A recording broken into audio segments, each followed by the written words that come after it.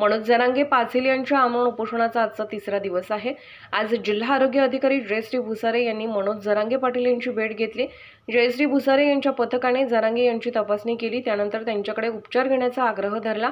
मात्र जरांगे पाटील यांनी उपचार घेण्यास नकार दिला आहे। सकाळी करण्यात आलेल्या तपासणीनुसार जरांगे पाटील यांची शुगर लेवल कमी झाली आहे, अशक्तपणा आला आहे, बीपी थोडासा लो झाला आहे, त्यांची प्रकृती चिंताजनक आहे, तसेच परत एकदा उपचार घेण्यासाठी त्यांना आग्रह करणार आहे, अशी माहिती यावेळी जालना जिल्हा आरोग्य अधिकारी जयश्री भुसारे यांनी दिली केलेली आहे। काय त्यांनी म्हटलेलं आहे आणि तुम्ही उपचाराचा वगैरे आग्रह त्यांच्याकडे धरलेला आहे का, काय त्यांचा रिप्लाय? आज जरांगे पाटलांच्या उपोषणाचा तिसरा दिवस आहे। आमची टीम पहिल्या दिवसापासून इथे कार्यरत आहेत। मेडिकल ऑफिसर, तालुका आरोग्य अधिकारी इथल्या अंबड तालुक्यातले, त्याच्यानंतर आमचे CHO सगळी जे हेल्थ टीम इथे आहे। आणि त्यानंतर आज सकाळी त्यांचं जे चेकअप करण्यात आलेलं आहे त्याच्यामध्ये त्यांची BP जो होता तो 110/60 एवढा होता, थोडासा लोअर साईडलाच आहे। त्याच्यानंतर त्यांचं साखरेची तपासणी, रक्तातील साखरेची तपासणी करण्यात आलेली आहे। त्याच्यामध्ये ती 70 एवढ्या प्रमाण त्याच्या याच्यामध्ये आहे, म्हणजे ते पण थोडंसं कमी याच्यावरच आहे।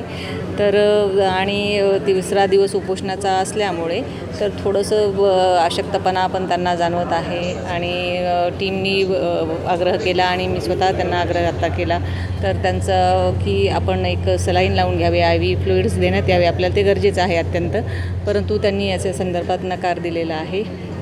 तरीसुद्धा आपले अजूनही जिल्हा शल्यचिकित्सक यांच्यामार्फतही फिजिशियन आणि इतर तज्ज्ञ डॉक्टरांची टीम एकदा येईल आणि त्यांना थोडासा उपचाराचा आग्रह आम्ही परत एकदा करणार आहोत।